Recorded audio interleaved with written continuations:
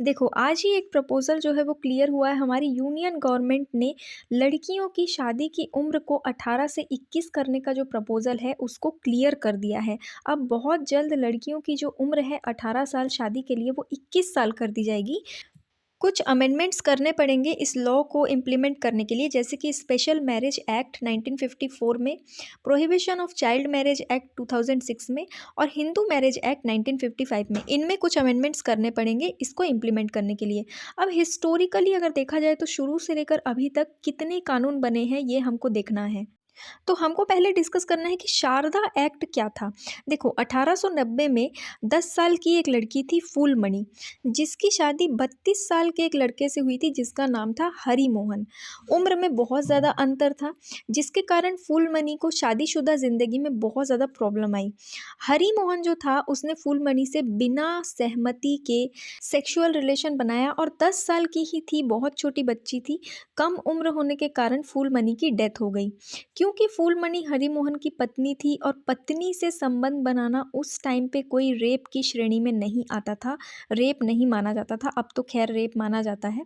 तो उसकी डेथ के बाद ब्रिटिश सरकार जो थी उन्होंने एक लॉ बनाया जिसका नाम था एज ऑफ कंसेंट एक्ट, और इसको 1891 में इम्प्लीमेंट किया गया। इस कानून के अंडर लड़कियों की सेक्सुअल रिलेशन बनाने की उम्र जो थी वो 12 साल कर दी गई। मतलब सीधा सीधा मान लो शादी की उम्र 12 साल कर दी गई, ठीक है।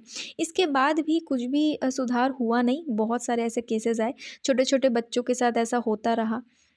और ये सब देखते देखते एक अजमेर का लड़का था, हरबिलास शारदा नाम था उसका, हरबिलास शारदा, जो कि छोटे छोटे बच्चियों के साथ, नाबालिग बच्चियों के साथ ये सब होते हुए देखकर बहुत ज़्यादा चिंतित हो गए। वो खुद भी बाल विवाह का शिकार हुए थे, उनकी शादी भी बचपन में ही कर दी गई थी। 1927 में हरबिलास शारदा ने ब्रिटिश सरकार को बाल विवाह पर रोक लगाने के लिए कानून बनाकर दिया, ठीक है।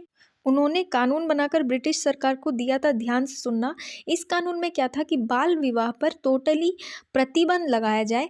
चाइल्ड मैरिज रिस्ट्रेंट एक्ट 1929 इस कानून का नाम था, जिसको आज भी शारदा एक्ट के नाम से जाना जाता है। इसका रियल नेम क्या था? Child marriage restraint act. 29 सितंबर 1929 को imperial legislative council of India में ये कानून पास हो गया। इस कानून के अंडर लड़कियों की शादी की उम्र को बढ़ाकर 14 साल कर दी गई थी और लड़कों की उम्र कर दी गई थी 18 साल, ठीक है। बाद में इस कानून में अमेंडमेंट्स किए गए और अभी तक जो एज है 18 इयर्स फीमेल्स के लिए, 21 इयर्स मेल्स के लिए, ये किया गया 1978 वाले अमेंडमेंट में, ठीक है। इस एक्ट को शारदा एक्ट क्यों कहते हैं ये आपको समझ में आ गया होगा। ये जो लॉ है, ये जो एक्ट है, इसको 1 अप्रैल 1930 को इंडिया में लागू किया गया, इम्प्लीमेंट किया गया, ठीक है। पास कब किया गया था? 1929 में, लेकिन लागू कब हुआ? 1930 में।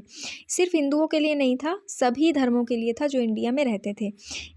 तो 1978 में अभी जो चला आ रहा है 21 साल लड़कों के लिए और 18 साल लड़कियों के लिए शादी की उम्र, वो 1978 में किया गया था, ठीक है। उससे पहले 14 साल थी।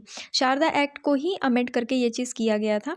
और अब 2006 में जब यूपीए की सरकार थी, उन्होंने शारदा एक्ट को बदल के एक नया एक्ट पास किया जिसका नाम था prohibition of child marriage act 2006। Hindi में इसका नाम है बाल विवाह निषेध अधिनियम 2006। ये एक्ट भी शारदा एक्ट से ही रिलेटेड है, ठीक है। तो ये था हिस्टोरिक पॉइंट ऑफ व्यू से। लेकिन अभी क्यों ऐसा किया जा रहा है? ऐसा बोला जा रहा है कि अगर लड़कों की उम्र 21 है तो लड़कियों की भी 21 ही होनी चाहिए। जेंडर न्यूट्रलिटी इस चीज़ में भी होनी चाहिए। 18 साल कोई शादी की उम्र नहीं होती है, बहुत छोटी होती है लड़कियाँ।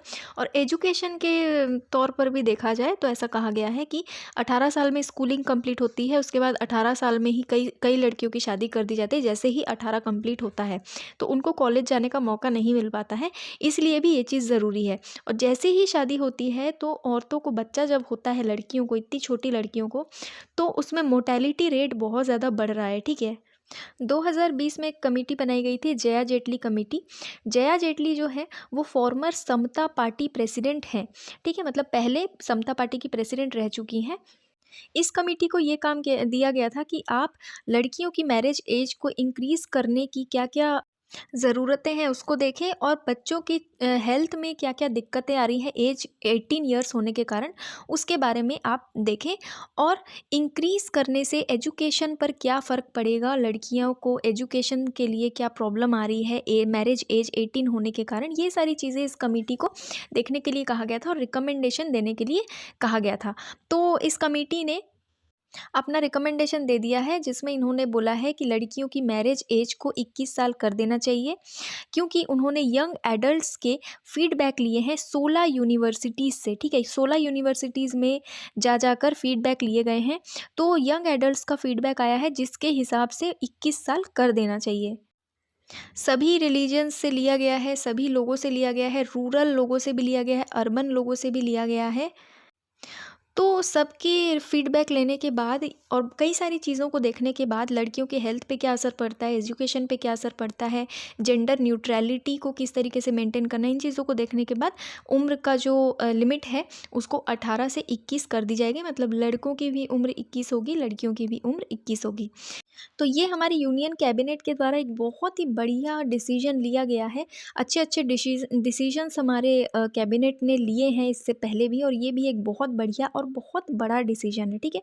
तो आई होप आप सब इस डिसीजन को सपोर्ट करेंगे। तो आज के लिए इतना ही। अगर कोई भी डाउट या कन्फ्यूजन हो इस टॉपिक पर तो आप मुझे कमेंट बॉक्स में पूछ सकते हैं और अपना सुझाव भी दे सकते हैं कि आपको इस डिसीजन के बारे में क्या लगता है, सही है या गलत है। तो आज के लिए इतना ही। Thank you.